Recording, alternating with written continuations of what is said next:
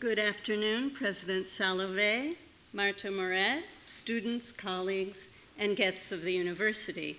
Welcome to the first of two Tanner lectures hosted by the Whitney Humanities Center this semester. My name is Alice Kaplan, and I am the interim director of the Whitney. One of the privileges and pleasures at the Whitney is to advise the president in the choice of Tanner lecturers, and this brings us into contact with the speakers long before they arrive on campus. In the course of her exchanges with our staff at the Whitney, Judith Butler was kind enough to send us the text of her lectures, To Preserve the Life of the Other, and The Ethics and Politics of Nonviolence. So I have had a preview, and I can tell you that this is an important intervention and a very timely one. Before we begin, let me say a few words about the Tanner Lectures on Human Values. These were established by the American scholar, industrialist, and philanthropist Obert Clark Tanner and his wife Grace Tanner. Educated at the University of Utah, Stanford, and Harvard, Obert Tanner went on to become a New Testament scholar and professor at the University of Utah. But that is not the whole story. In order to pay for his education, he founded a jewelry company while still an undergraduate. His company, which manufactures recognition awards and later expanded into the field of human resources, became an extraordinary success, and it is on this base that Obert and Grace Tanner's philosophy was built.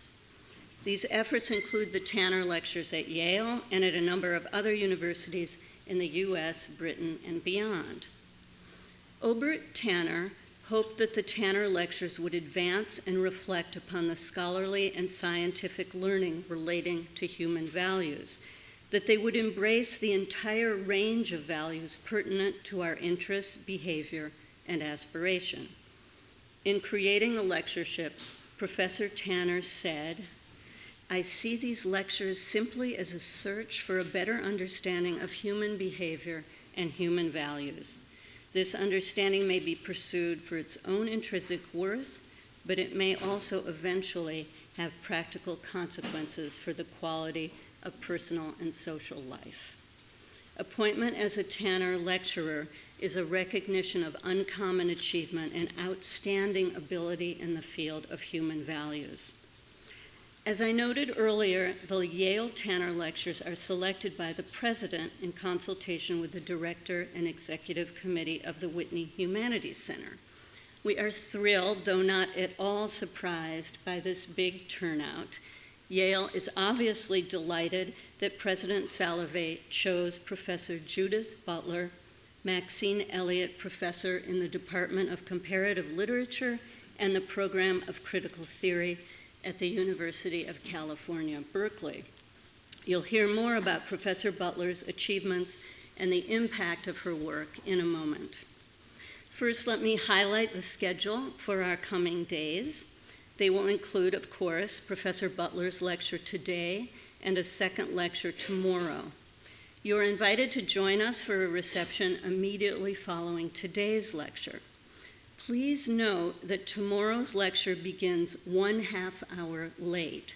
We look forward to seeing you tomorrow at 5:30 in this auditorium. We will reconvene here on Friday morning at 10:30 for a roundtable conversation with Professor Butler and Yale faculty, Professors Paul North and Jason Stanley. Now it is my pleasure to welcome to the podium Professor Karina Montina, Associate Professor of Political Science and a leading scholar of modern political social thought and political theory, to introduce our speaker. Karina.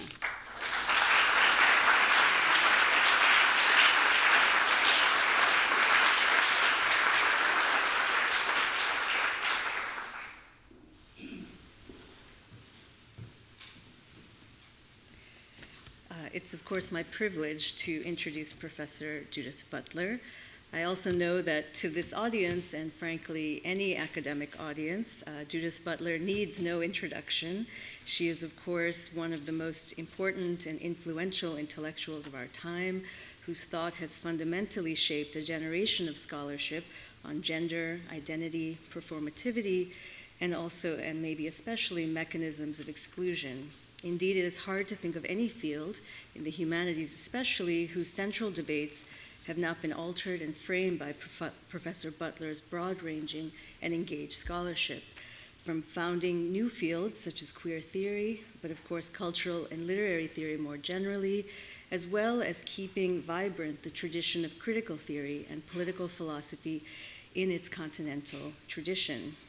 Judith Butler, as Alice Kaplan just mentioned, is Maxine Elliot Professor in the Department of Rhetoric and Comparative Literature, and founder and co-director of the Critical Theory program at the University of California Berkeley, where she began teaching in 1998. Before Berkeley, Professor Butler held teaching positions at Wesleyan University, George Washington University, and Johns Hopkins University. She also has served and serves as Hannah Arendt Professor of Philosophy at the European Graduate School in Saas-Fee, Switzerland. Throughout her career, of course, as you can imagine, she has held a number of prestigious visiting appointments, and I'll just mention a few: the Spinoza Chair in the Faculty of Philosophy at the University of Amsterdam in 2002, and most recently as a visiting professor at Columbia University in English and Comparative Literature.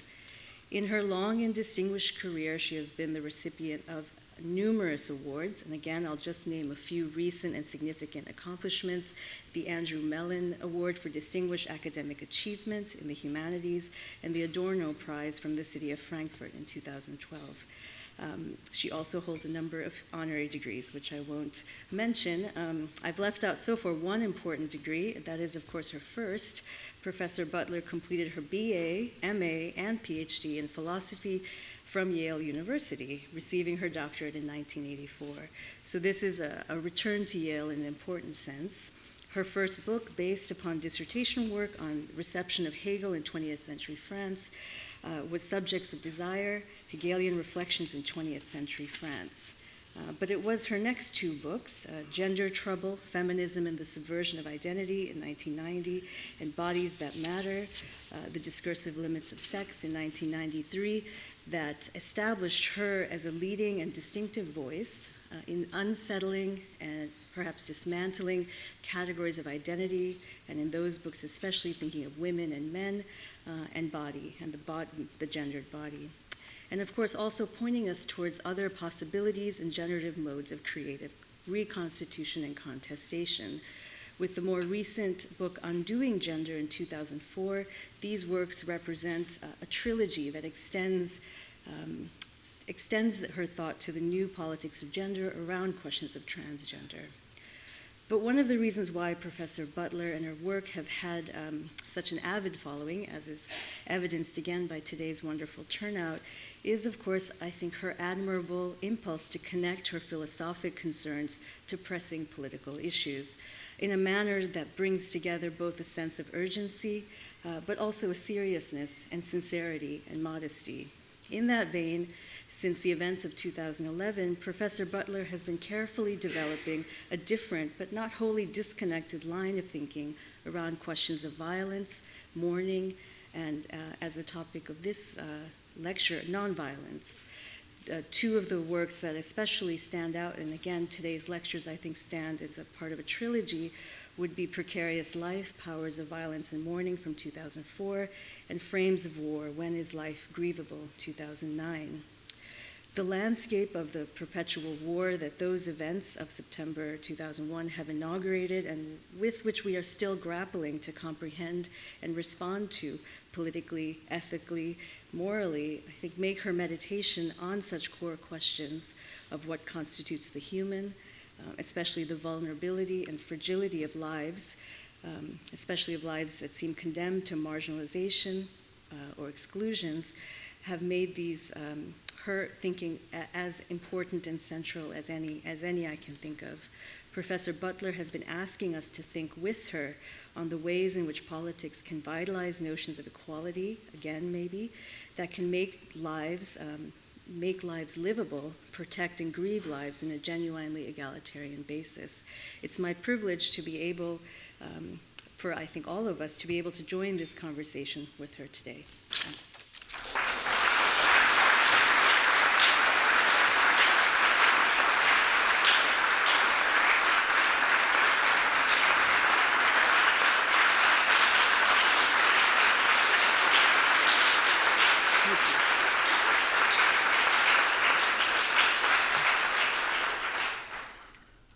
Thank you so much. I'm extremely honored to be here today and to be giving the Tanner Lectures here at Yale. And I would like to thank my hosts, the Whitney Humanities Center, and the committee that enigmatically chose me, and the president for confirming that, President Saleh, for confirming that invitation. Thank you so much.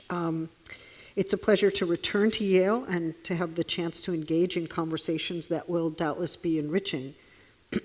I propose in the first of these lectures to pose a relatively simple question, one that we might immediately identify as belonging to moral psychology or perhaps moral philosophy. What leads any of us to seek to preserve the life of the other? I'm aware that there are debates about the preservation of life that inform medical ethics, debates on reproductive freedom and technology, but also healthcare, law enforcement, and prisons. I won't be entering into those debates in detail today, though some of what I have to say will have implications for how we enter those debates. I want rather to point out a feature of debates about when and where the preservation of life is called for. We invariably make some assumptions there about what counts as life, not only when and where it begins or how it ought to end, but also perhaps in another register, the question of whose lives count as living. So when we ask the question why we seek to preserve the life of the other, we could be asking about what motivates us to do so, or we could be asking about what justifies actions of that kind, or indeed what establishes refusing or failing to preserve a life as morally unjustifiable. The first question is psychological, though clearly a question of moral psychology, and the second belongs to moral philosophy or to ethics, fields that sometimes rely on moral psychology to make their claims. But do these questions also overlap with social theory and political philosophy? Much depends on how we pose the question and what assumptions we make when we pose it. For instance, it makes a difference if we pose the question about a singular other person, what leads any of us to seek to preserve the life of this other person. That question is different from asking whether we seek to preserve the lives of some particular group with which we strongly identify, or a vulnerable group that seems to us in danger of violence or destruction, or perhaps all who are living. Asking what leads us to seek to preserve the life of a particular other person presumes a dyadic relation. You may be someone I know, or someone I do not know, but I may, under certain circumstances, be in a position to ward off danger or to stop a destructive force that threatens your life. What do I do, and why do I do it? And what justifies the action that I finally take? That question seems to belong to the field of moral philosophy and moral psychology, although in no way does it exhaust the range of questions considered by those fields. Asking whether we seek to preserve the life of some particular group, asking what justifies actions of that kind, presumes what we might well call a biopolitical consideration. It not only asks that we consider what counts as a life, but whose lives count as worthy of preservation. Under certain conditions, it makes sense to ask whose life counts as a life, even when that formulation seems to founder in tautology. I will return to the question of biopolitics at the outset of my second lecture, but for now, let us continue to worry about the first question with which I began. What leads any of us to seek to preserve the life of the other? It is a question that in some form has to be asked, not just of individuals, but also of institutional arrangements, economic systems, and forms of government. What structures and institutions are in place to safeguard the life of a population, or indeed every population? We will turn to psychoanalysis to see what grounds are given there for not taking a life and for seeking to preserve one. It's not a matter of thinking about the relation of individual to group psychology, for the two invariably overlap, and that even our very singular and subjective dilemmas implicate us in a broader political world. The I and the you, the they and the we are implicated in one another, and that implication is not only logical, it is lived out, I want to suggest, as an ambivalent social bond, one that constantly poses the ethical demand to negotiate aggression. So if we start the moral inquiry with the uncritical use of the first person, I, or indeed the we, the plural we have occluded a prior and pertinent inquiry that considers how both the singular and plural subject are formed and contested by the relations they seek to negotiate through moral reflection. Who then is the we called upon to preserve the lives of others? Who are the others, whether individuals or groups of others whose lives are in need of preservation? Are the lives of those who ask the question the same as the lives about whom the question is posed? For those of us who pose the question, do we consider that our own lives are also worthy of preservation, and if so, who is called upon to preserve them? Or is it rather that we presume the worthiness of our lives, presume that everything will be done to preserve our lives, such that we ask this question about others who do not live with such presumptions? Is the we really separable from those other lives we may seek to preserve? If there is a we who seeks to solve this problem, and then there are others who are the recipients of our deliberations, do we then assume a certain divide, arguably paternalistic, between those who have the power to preserve life, or those for whom there exists a power that seeks already to preserve our lives, and those whose lives are in danger of not being preserved, those for whom power imperils lives, and whose lives call to be preserved by a countervailing power? This happens, for instance, when vulnerable groups are identified. On the one hand, the discourse on vulnerable groups that we find, for instance, in human rights work, or vulnerable populations, that's been, again, very important to social and international policy. If a group is called vulnerable, then it has a claim to protection. And the question then is, to whom is that claim addressed, and which group emerges as charged with the protection of the vulnerable? On the other hand, have the ones who bear responsibility for vulnerable groups become divested of vulnerability through that designating practice? The point is to highlight the unequal distribution of vulnerability, but if the designation implicitly distinguishes between vulnerable and invulnerable groups and charges the invulnerable with the protection of the vulnerable, does that move not fortify a paternalistic form of power, one that we might well want to contest? Those of us who understand ourselves as responding to an ethical claim to preserve life, even to protect life, I believe they are different, may find ourselves subscribing to a social hierarchy in which, for ostensibly moral reasons, the vulnerable are distinct from the paternalistically powerful. It is, of course, possible to claim that such a distinction is descriptively true, but when it becomes the basis of a moral reflection, then a social hierarchy is given a moral rationalization, and moral reasoning is pitted against the aspirational norm of a shared or reciprocal condition of equality. So far in this opening discussion, I've posed first a question that focuses on the question of the psychological motivations for preserving another's life or the lives of others in the plural, and sought to show that such a question, perhaps in spite of itself, opens onto a political problem concerning the management of demographic differences and the ethical ruses of paternalistic forms of power. As of yet, it leaves critically unexplored such key terms such as life, the living, what it means to preserve and to protect. Are they different?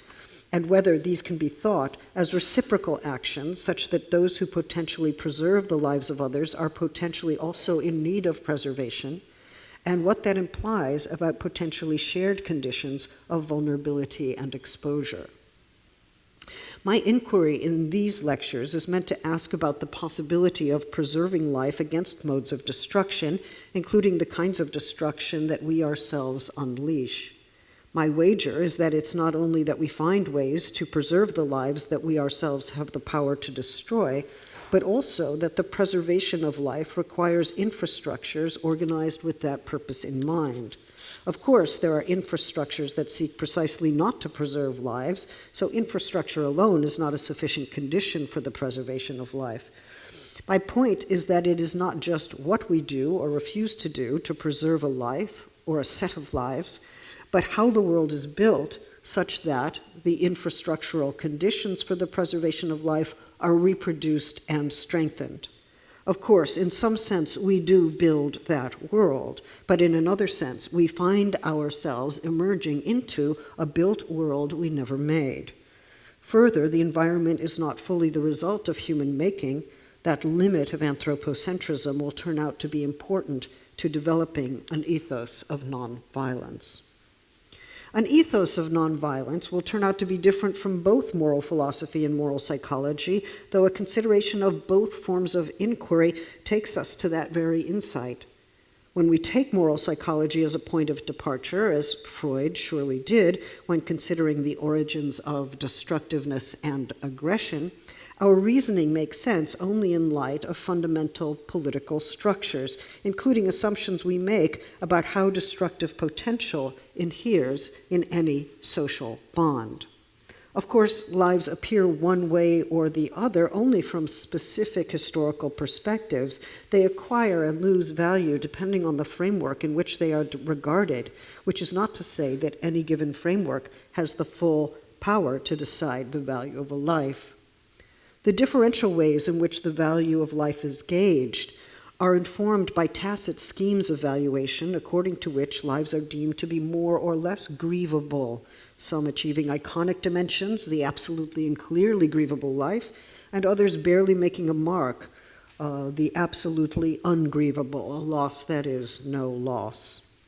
And a vast domain of others whose value is foregrounded within one framework and lost within another, that is, whose value is flickering at best. One could claim that there is a continuum of the grievable, but that framework does not let us understand those occasions in which, for instance, a life is at the same time actively mourned within one community context and remains fully unmarked and unmarkable within a dominant national or international frame. So if there is a normative aspiration of this work, and I will concede it quickly and without shame, it is to formulate a political imaginary of the radical equality of grievability. If I were to say the radical equality of all those who are grievable, I would not be able to focus on the way that grievability is differentially allocated, such that some do not rise to the level of the grievable, cannot be grasped as lives worth mourning. In the same way that we talk about the unequal distribution of goods or resources, I believe that we can also speak about the radically unequal distribution of grievability. That does not mean that there's a center of power that distributes according to a calculus, but it may well mean that a calculation of this sort pervades regimes of power in more or less tacit ways. And though some may think that I'm calling for everyone to cry, and this happens in French all the time because to grieve is really to pleurer, it's to weep. So it's like, you want us to cry for everyone? Okay. Although some may think I'm calling for everyone to cry in the face of another's death and ask how we might grieve for those we do not even know, I want to suggest that grieving takes a different form, even an impersonal form, when the loss is not proximate, when it is at a distance, or when in fact it is nameless. To say that a life is grievable is to claim that a life, even before it is lost, is or will be worthy of being grieved, that its loss would be and should be marked as a loss, that the prospect of a loss is to be feared, and that an active position to prevent that loss should be cultivated. If institutions were structured according to a principle of the radical equality of grievability, that would mean that every life conceived within those institutional terms would be worth preserving, that its loss would be marked and lamented, and that this would be true not only of this or that life, but of every life. This would, I suggest, have implications for how we think about healthcare, imprisonment, war, occupation, and citizenship, all of which make distinctions between populations that are more and less grievable. We will in time have to consider in what sense equality is at work in such a formulation. And then there is still that tricky question of life. When life starts, what kinds of living beings I have in mind when I speak about those who are living. Are they subjects? Are they human? Are they embryonic? And so not quite a they at all. What about insects, animals, and other living organisms? Are they distinct entities, or are we talking about living processes or relations? I will tentatively enter those thickets in time, but for now I propose that the ethic I am articulating is bound up with a specific political imaginary, a way of experimenting with the conditional. Only lives that would be grieved if they were lost qualify as grievable lives, and these are lives actively and structurally protected from violence and destruction. This use of the grammatical form, of what I believe is the second conditional, is one way of experimenting with a potential, postulating what would follow if all lives were regarded as grievable. It might let us see how a utopic horizon opens up in the midst of our consideration of whose lives matter and whose lives do not, or whose lives are more likely to be preserved and whose lives are not.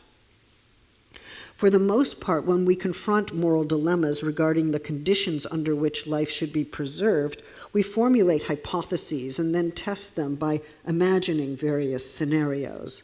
If I were a Kantian, I might ask whether, if I act in a certain way, I can, without contradiction, will that everyone act in that same way, or at least in accord with the same moral precept. For Kant, the question is whether one commits a contradiction or acts reasonably in willing as one does. He gives us a negative and a positive formulation of his categorical imperative. I ought never to act except in such a way that I can also will that my maxim should become a universal law, and that's the that's the negative. And then the positive, act always on that maxim whose universality as a law you can at the same time will. One example he offers is that of the false promise made to extricate oneself from a difficult situation.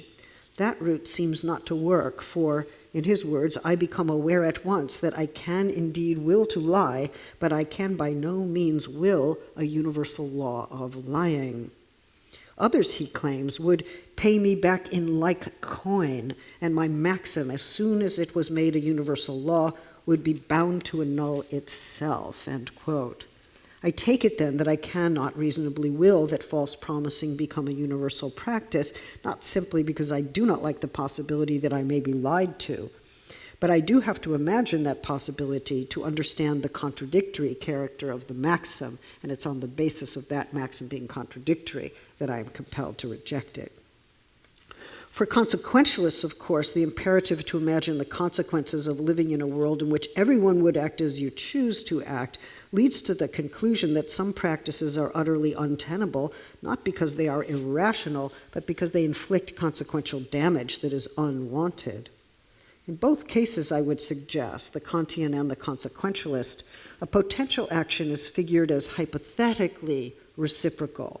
One's own act comes back in the imagined form of another's act.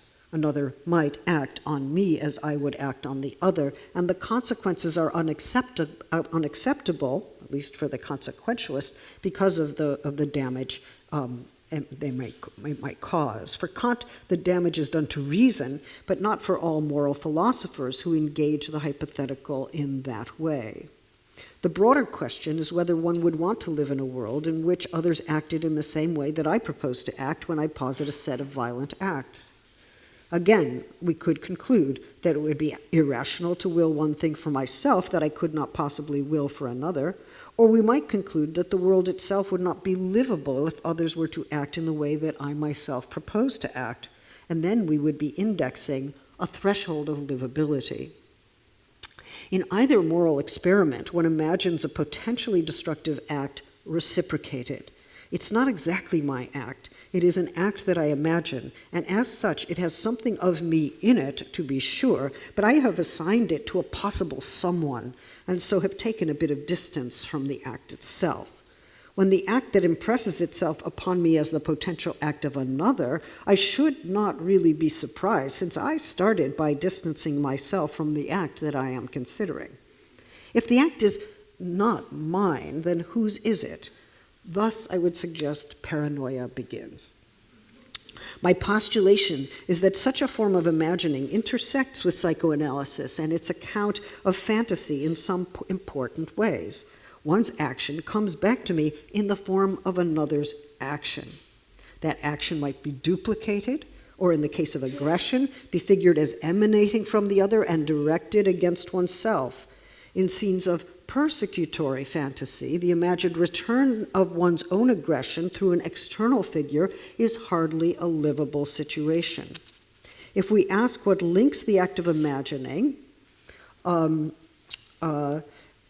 reciprocated act within moral philosophy, how would it be if others acted as I act, and the reversals that take place in fantasy, whose aggression is it that comes back toward me in external form? Could it be my own? We may understand the act of imagining reciprocal action as crucial to an understanding of the ways in which one's own aggression becomes bound up with another's. This is not simply a mirror of projections or a cognitive misfire, but a way of thinking about aggression as part of a potential social bond. If the act that I imagine doing can in principle be the one that I also suffer, then there is no way to separate the reflection on individual conduct from the reciprocal relations that constitute social life. This postulation will turn out to be important for the argument I hope to make about the equal grievability of lives, but it also, I want to suggest, leads us, as it were, from and through psychoanalysis to an understanding of the social bond. My suggestion is that the site where moral philosophy is quite radically implicated in psychoanalytic thought is the phantasmatic dimension of substitutability, that one person can be substituted for one another, and that this happens quite often in psychic life. Let me then briefly recast one version of a consequentialist view in light of this thesis.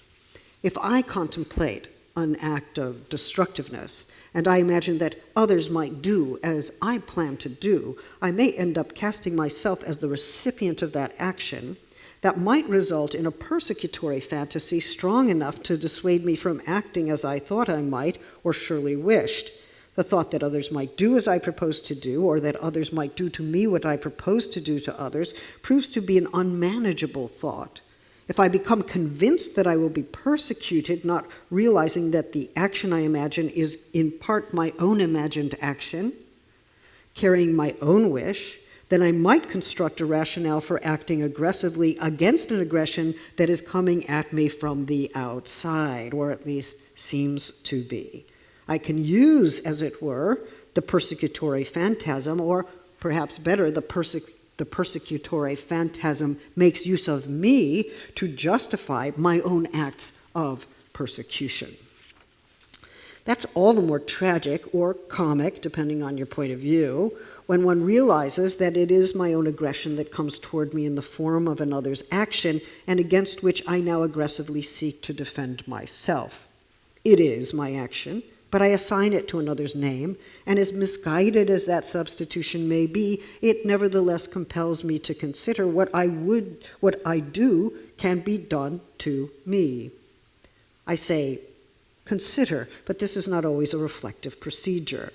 Once a substitution becomes subject to fantasy, there are involuntary associations that follow. So though the experiment may start quite consciously, those kinds of substitutions of me for another, of another for me, implicate me in an involuntary set of responses that suggest that the process of substitution, the psychic susceptibility to substitutability, a primary and transitive mimesis, cannot be fully orchestrated or restrained by a deliberate act of mind.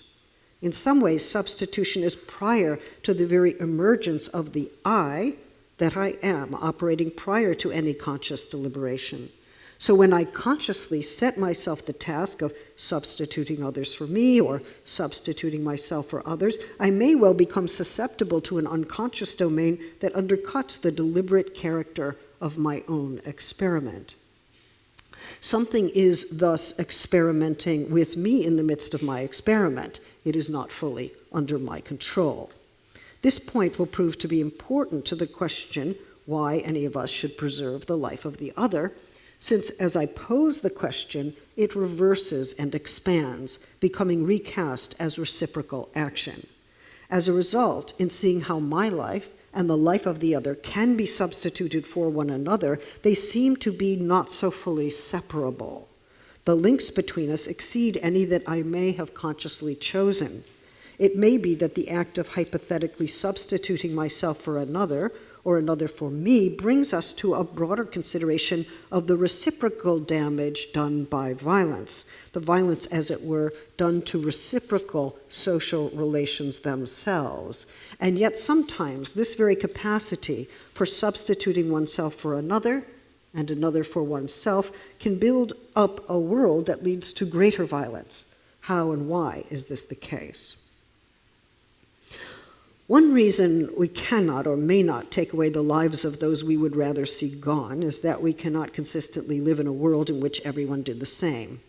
To apply this measure to our actions means that we have to imagine a world in which we do act that way, set ourselves on the road to action, and query whether there are grounds to stop ourselves. We have to imagine the consequences of our murderous action, and that involves passing through a disturbing fantasy. It might be an exhilarating fantasy, depending on who you happen to be at this moment. But it's one that's not altogether consciously orchestrated.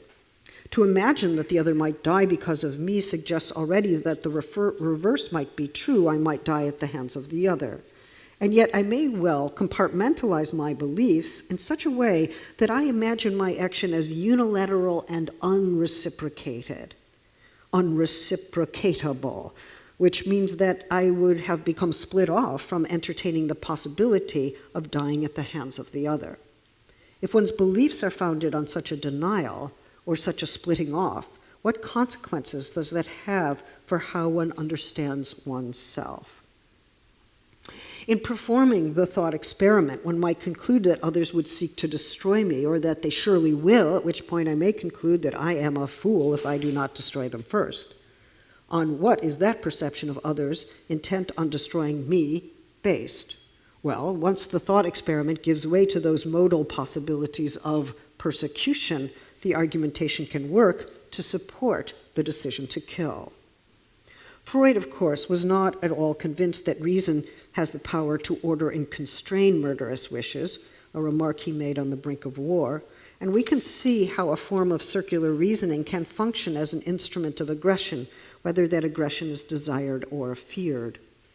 Given the reality of destructive urges, Freud argued that ethical severity is surely required. He wondered, for instance, whether ethical severity could really do the job. In Civilization and Its Discontents, Freud makes a joke that the ethical severity of the superego, and I quote, does not trouble itself enough about the facts of the mental constitution of human beings, since in his words, the ego does not have unlimited mastery over the id. Freud claims as well that the commandment, love thy neighbor as thyself, is the strongest defense against human aggressiveness and an excellent example of the unpsychological proceedings of the cultural superego. In his Reflections on War and Death, he writes that no matter how elaborate our rational commitments might be, in our unconscious we daily and hourly do away with all those who have insulted or harmed us. Or again, if we are to be judged by our unconscious wishes, we ourselves are nothing but a band of murderers. Okay. We ought not to underestimate the power of this, what he called the unconquerable dimension of psychic reality, which he came to associate with the death drive. Though we have focused briefly on the desire to kill, and even on what restrains us from killing, we can see that the death drive operates within political deliberations that are quite dissociated from the toll that they actually take on human life. We might think about collateral damage as a prime instance of this kind of reasoning, one based on a disavowal that is effectively the instrument through which destruction happens. In other words, if there were no disavowal of collateral damage, it wouldn't be able to happen. It happens through the disavowal. The disavowal is the instrument of its happening. We can find plenty of evidence of a resistance to legal and political forms of reciprocity, on insistence on the justification of colonial rule, a willingness to let others die through disease or lack of nutrition, or perhaps through closing the ports of Europe to newcomers and letting them drown en masse, even though those bodies may well wash up on the shores of Europe's most coveted resorts. But as well, there is sometimes a contagious sense of the uninhibited satisfactions of sadism, as we have seen in police actions against black communities in the United States, when unarmed black men running away from police are shot down with ease and with moral impunity and satisfaction, as if those killed were hunted prey. Or again, the stubborn arguments against climate change by those who understand that by admitting to its reality, they may be forced to limit the expansion of industry and the market economy. They know that destruction is happening, but prefer not to know, and in this way arrange not to give a damn whether or not it happens, as long as they make a profit during their time. In such a case, destructiveness happens by default. Even if it is never said or thought, there is a I don't give a damn about destruction that gives license to destruction, and perhaps even a sense of satisfactory liberation in opposing checks on industrial pollution and market expansion. We see as well in our contemporary political life how many people thrill to the various ways that Donald Trump calls for the lifting of prohibitions against racist policy and action, against violence, standing, it seems, for the liberation of the populace from the cruel and weakening superego represented by the left, and including its feminist, queer, and anti-racist proponents of nonviolence. Right? I do think that, in fact, we do see a kind of thrilling to sadism, a thrilling to racism, and as if the prohibitions against those impulses have suddenly been lifted by this example.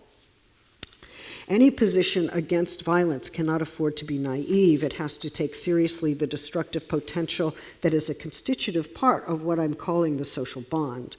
But if we take seriously the death drive, or that late version of the death drive, defined as both aggression and destructiveness, then we have to consider more generally the kind of dilemma a moral precept against destruction poses for psychic life.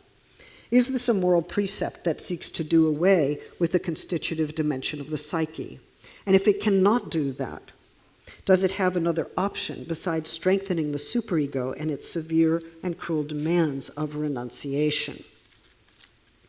One Freudian response to this question is simply to say there is no other way than by renouncing impulses, the renunciation of impulses. This is the best we can hope for. We have to pay that psychic cost. And morality may make us ill, but it is better that we be ill than be murderous. According to that view, which says the superego and its demand for renunciation is the only way to go, the only possible morality, you are asked to murder your own murderous impulse. But if you are successful in murdering your murderous impulse, well, you can't just murder it once and for all. You would have to keep murdering it, which means that murderousness would have to be kept alive to murder the murderous impulse. Sorry, okay, all right. Freud develops that idea of conscience in Civilization and its Discontents, and he shows that destructiveness has to be directed against destructiveness itself, and that's an interesting idea for sure. The problem, of course, is that the superego becomes an increasingly cruel psychic mechanism, and we end up valuing cruelty, self-cruelty, cruelty to others as a result. I want to suggest that there's another psychoanalytic way to do this, one that doesn't necessarily rely on the strengthening of the superego, or indeed the possibilities of sublimation. Let's go back to the question, what leads any of us to seek to preserve the life of the other? We can ask that question negatively. What, if anything, in psychic life keeps any of us from doing damage when we are in the grip of murderous wish? I'm actually teaching Greek tragedy right now, so this is all very, very important.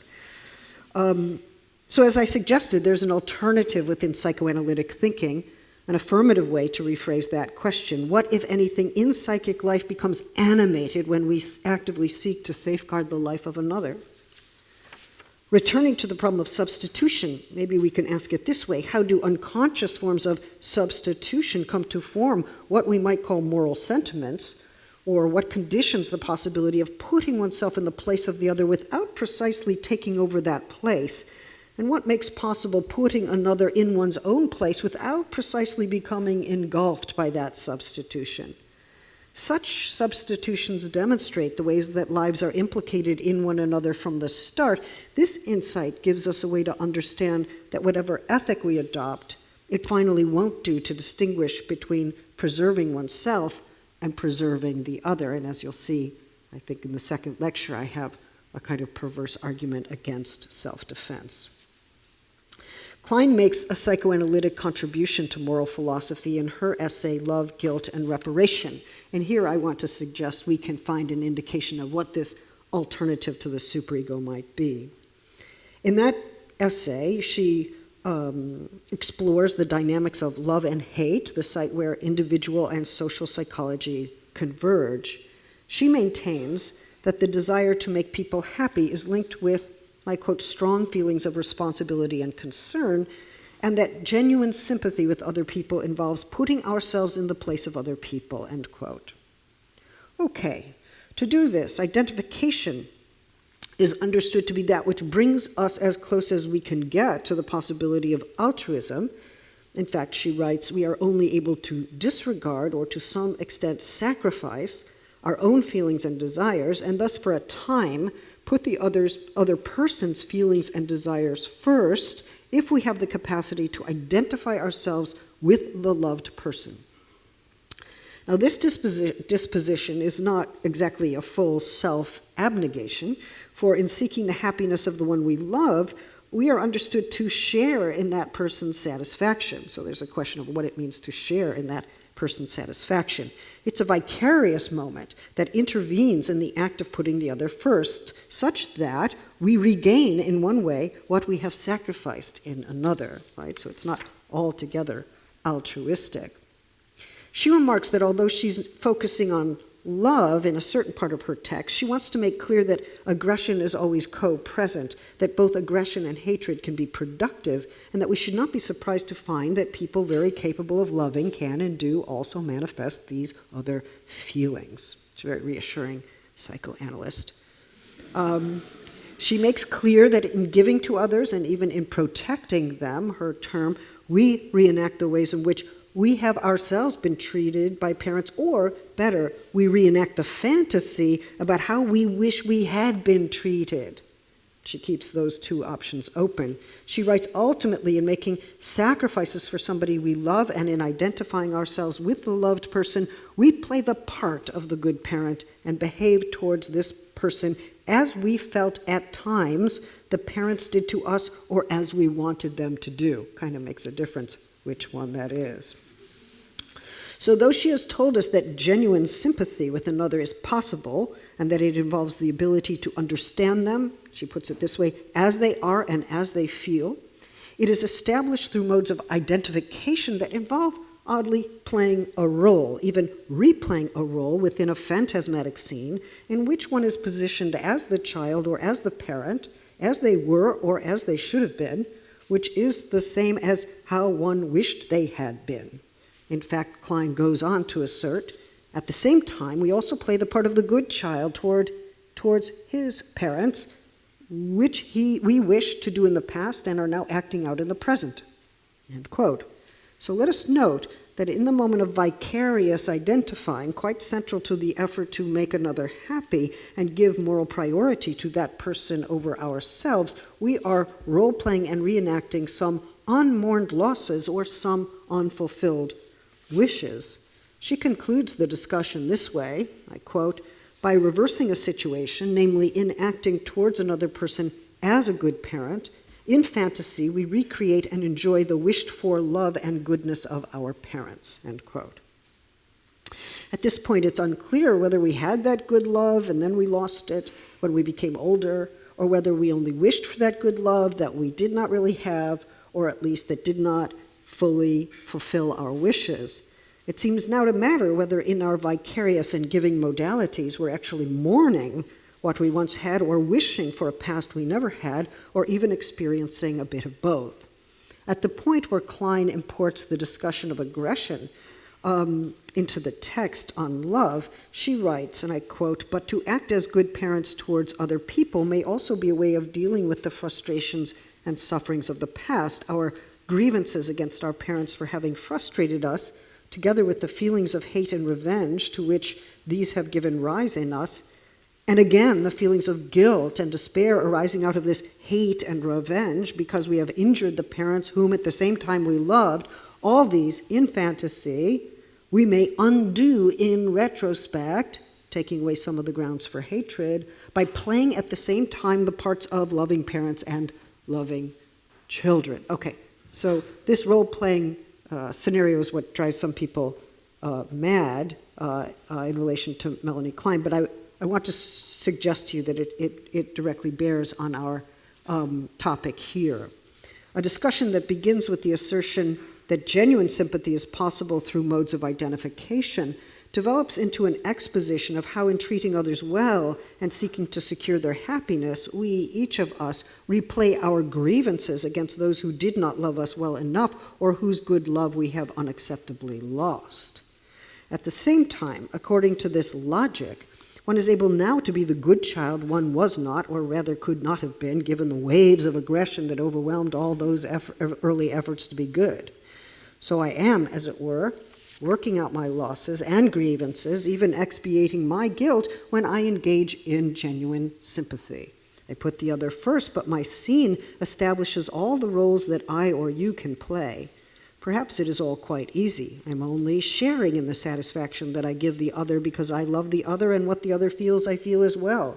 Genuine sympathy.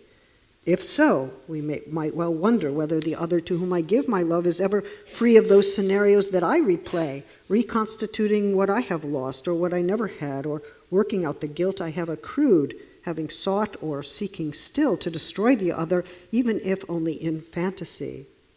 Is my sympathy motivated by my own loss and guilt, or is it the case that in sharing the other's happiness that I help to bring about the I and the you are not as distinct as we might have thought? If they are sharing, what precisely do they share?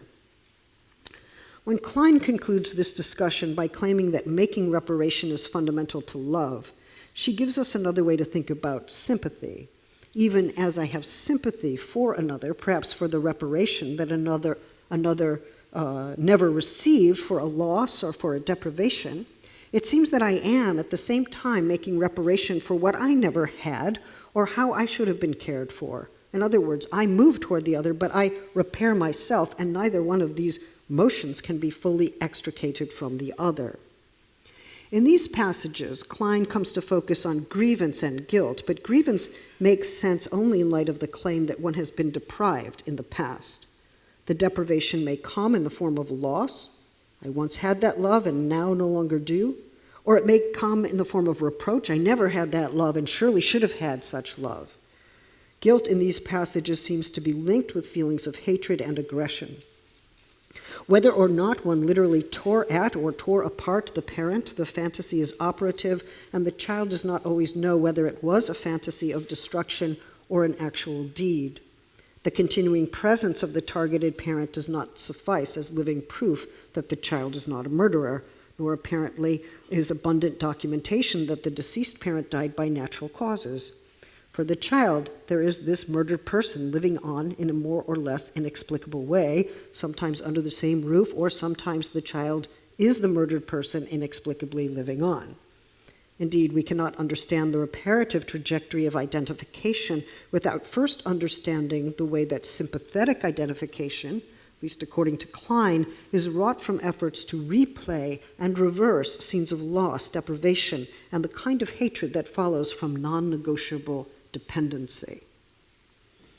Klein writes, "My psychoanalytic work has convinced me that when in the baby's mind the conflicts between love and hate arise, and the fears of losing the loved one becomes active, a very important step is made in development. At issue is the fact that the fantasy of destroying the mother or the primary caregiver or a set of primary caregivers begets the fear of losing the very one on whom the infant is fundamentally dependent. To do away with the mother, in Klein's terms, would be to imperil the conditions of one's own existence. The two lives seem to be bound together. She writes, there is in the unconscious mind a tendency to give her up, which is counteracted by the urgent desire to keep her forever, end quote. The baby, of course, is no calculating creature, no utilitarian. There is at some primary level a recognition that one's own life is bound up with this other life, and though this dependency changes form, I would suggest that this is the psychoanalytic basis for a theory of the social bond. If we seek to preserve each other's lives, it is not only because it is in my interest to do so, or that I have wagered that it will bring about better consequences for me. It's because we are already tied together in a social bond that precedes and makes possible both of our lives. For Klein, at least, guilt has to be understood not only as a way of checking one's own destructiveness, which would strengthen the superego, but as safeguarding the life of the other. When it becomes an act of safeguarding, I am not sure it should be called guilt. If we use that term, we could conclude that guilt is strangely generative or that its productive form is reparation.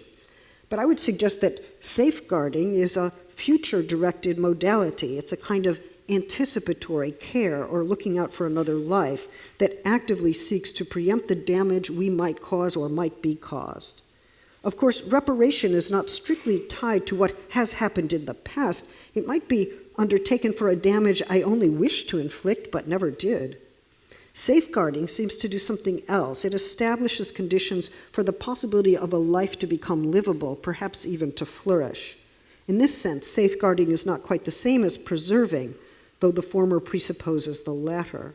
Preserving seeks to secure the life that already is. Safeguarding secures and reproduces the conditions of becoming, of living, of futurity, where the content of that life, that living, can be neither prescribed nor predicted, and where self-determination emerges as a possibility. Klein famously and repeatedly tells us that the infant feels great gratification at the mother's breast, but also great urges of destructiveness. In the presence of its own aggressive wishes, the infant fears that it has destroyed the object, which, as we know, is the one whom he loves and needs most, and in Klein's language, and on whom he is entirely dependent. At another moment, the infant is said not only to feel guilt about losing the mother or the one on whom he is most dependent, but also distress, indicating an anxiety that belongs to a felt sense of radical helplessness. In the last analysis, she writes, it's the fear that the loved person, to begin with the mother, may die because of the injuries inflicted upon her in fantasy, which makes it unbearable to be dependent on this person. This unbearable dependency, I would suggest, persists, delineating a social bond, a bond that is constituted by interdependency, that has something unbearable at the core, but that nevertheless has to be preserved. Unbearable enough to give rise to a murderous rage, but one which, if acted out, given the dependency of one on the other, takes both of them down at once. Significantly, perhaps paradoxically, the desire to give to the other, to make sacrifices for her, emerges from this recognition that if one destroys her, one imperils one's own life. So the child begins to repair the breach she understands herself to have instigated or imagined, or perhaps repair the breach that is yet to come, and to counter destructiveness through repair. If I seek to repair her, I understand myself to have damaged her, or perhaps to have enacted a murder at a psychic level. In this way, I do not disavow my destructiveness, but I seek to reverse its damaging effects. It's not that destructiveness converts into repair, but that I seek to repair even as I am driven with destructiveness. The psychoanalytic answer to the question of how to curb human destructiveness that we find in Freud focused on conscience and guilt, instruments that recircuit the death drive, holding the ego accountable for its deeds by a superego that lashes out with absolute moral imperatives, cruel punishments, and definitive judgments of failure. But in the logic that I've been tracking, I would suggest something else is at work. In Klein, that inversion, or negative dialectic, spawns another possibility, which is the impulse to preserve that other life. Guilt turns out not to be fully self-referential, but one way to preserve the relation to the other. In other words, guilt can no longer be understood as a form of negative narcissism that cuts the social tie, but it's the occasion for the articulation of that very bond. Klein gives us a way to understand the important way that guilt marshals the destructive impulse for the purpose of preserving the other and myself, since my life is fundamentally dependent on that other's life, and my life is not fully thinkable without the life of the other. This inability to destroy the one life without destroying the other operates at the level of fantasy. Although the developmental account presumes infant and mother, and we've been speaking that way today, we can also say, and I believe we can make this generalization, that this ambivalent form of the social bond, always about to destroy what I'm absolutely dependent on and cannot live without, that ambivalent form of the social bond takes a more general form once the interdiction against murder becomes an organizing principle of a sociality. After all, that primary condition in which survival is ensured through an always partially intolerable dependency does not exactly leave us as we age. It often becomes more emphatic as we age and enter into new forms of dependency that recall the primary ones, entering into housing and institutional arrangements accompanied by caregivers if they exist. We saw, I think, in the consequentialist scenario, that each of us concludes that it's not really in our best interest to go about killing those for whom we feel antipathy or emotional ambivalence, since then others who feel that toward us may well get the idea and decide to take our own life. And we wouldn't be able to universalize that rule without jeopardizing rationality, a rationality that Kant would claim distinguishes us as humans and constitutes our world as habitable. Both the consequentialist and the Kantian view, as I've sketched them today, elaborate scenarios in which we're asked to duplicate or replicate our actions, imagining others in our position or projecting ourselves into the position of others, and then to consider and evaluate the action we propose to ourselves in light of that experiment. For Klein, however, we are from the start, and quite without deliberation, in a situation of substituting ourselves for another or finding ourselves as substitutes. And that reverberates throughout adult life.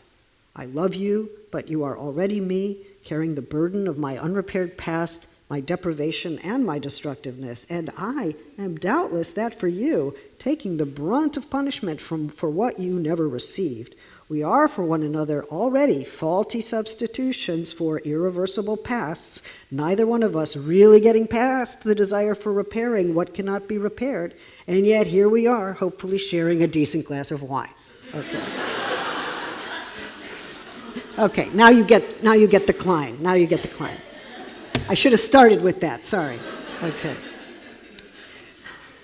As you might remember, Freud in Beyond the Pleasure Principle says, life as we know it is too hard for us. Yes. Thus the need for various forms of narcosis.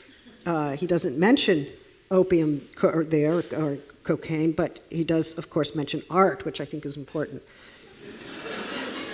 Carrying the burden of ungrievable loss, intolerable dependency, and irreparable deprivation, we seem to be in what we call our relationships, spinning out scenarios of the need to repair, seeking to repair, through various forms of giving. It is perhaps a persistent dynamic in which polarities such as giving and receiving or safeguarding and repairing are not always distinct. Who is acting is not always separable from who is acted upon.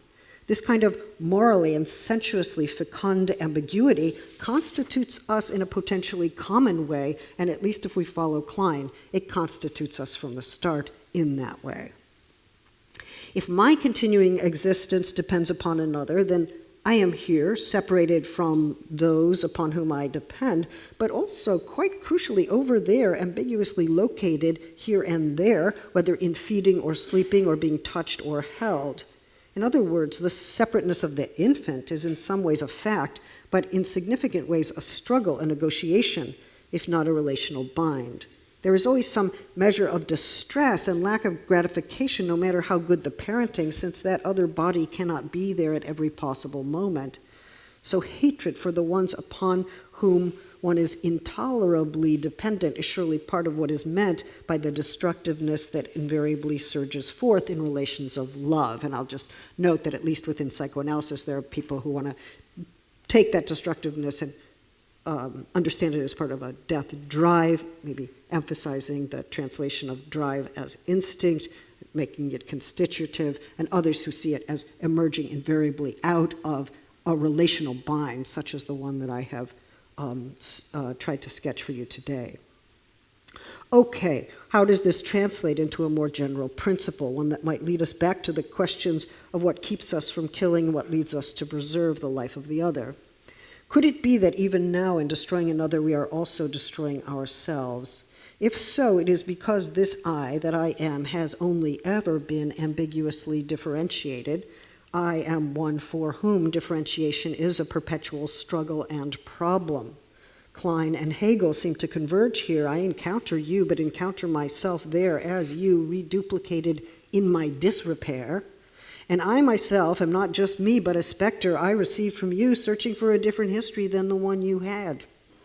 Thus, the I lives in a world in which dependency is not eradicable without eradicating its own self. Some abiding truth of infantile life continues to inform our political lives, as well as the forms of dissociation and deflection out of which fantasies of sovereign self-sufficiency are born. This is one reason why Jacqueline Rose has suggested that if we want to avoid going to war, we should hang on to forms of derision and failure that preempt or undercut forms of triumphalism. We may think that genuine sympathy requires that I understand myself as quite separate from you, but it may be that my capacity not to be me, to play the role, even to act out, is part of what I am and also what allows me to sympathize with you. And this means that in identification, I am partly comported beyond myself in you, and what you levy in my direction is carried by me. So there is some way we are lodged in one another. I'm not only the precipitate of all those I have loved and lost, but the legacy of all those who failed to love me well as all the ones I imagine to have successfully kept me away from that intolerably early distress over my survival and that unbearable guilt over my rage. And I endeavor to become the one who seeks to secure the conditions of your life and to survive whatever rage you feel about a dependency you cannot flee. Indeed, we all live more or less with a rage over a dependency from which we cannot free ourselves without freeing ourselves from the conditions of social and psychic life itself. If we imagine this dependency within personal life and intimate forms of dependency, can we not also understand that we are dependent on institutions and economies without which we cannot persist as the creatures that we are? How might this perspective work to think about war, political violence, the abandonment of populations to disease or to death? The moral precept that prohibits killing has perhaps to be expanded to a political principle that seeks to safeguard lives through institutional and economic means, and to do so in a way that fails to distinguish between populations that are imminently grievable and those that are not. I hope to elaborate this view tomorrow, suggesting that an egalitarian conception of grievable life promises to revise our notions of equality in light of both biopolitics and the logics of war. The point is not only to find ways to repair the damage we have done, though that is surely important, or even the damage we believe we have done, but to anticipate and forestall the damage that is yet to come. And for that purpose, there has to be an anticipatory form of restoration or repair, an active form of safeguarding existing life for its unknowable future. My wager is that one reason we do not act violently is not simply because we calculate that someone else might do the same to us, and it's not in our self-interest to have that happen. We have to return to the conflicted and social conditions of our own constitution within the world of pronouns. This I that I am is already social, already bound to a social world that exceeds the domain of familiarity, both urgent and largely impersonal. I am bound to preserve those bonds without which I am myself not fully thinkable. If all lives were to be equally grievable, the political world would then rightly be one that is organized in such a way that this principle is affirmed in the governance of economic and institutional life. And that would involve an anticipatory safeguarding against the destruction of which we ourselves are capable. There is something different, that is something different, I think, from protecting the vulnerable by strengthening forms of paternalistic power. After all, that strategy always arrives late and fails to address the differential production of vulnerability. But if a life from the start is regarded as grievable, then every precaution will be taken to safeguard it against harm and destruction. It's notoriously difficult to get the message across that those who are targeted or abandoned or condemned are also grievable, that their losses would or will matter, and that the failure to preserve them will be the occasion of immense regret and obligatory repair. What disposition, then, allows us to establish the anticipatory powers of regret and remorse, such that our present and future actions might forestall a future we will come to lament? In Greek tragedy, lament seems to follow rage and is usually belated. But sometimes there is a chorus, some anonymous group of people gathering and chanting in the face of propulsive rage, who lament in advance, mourning as soon as they see it coming. Thank you very much.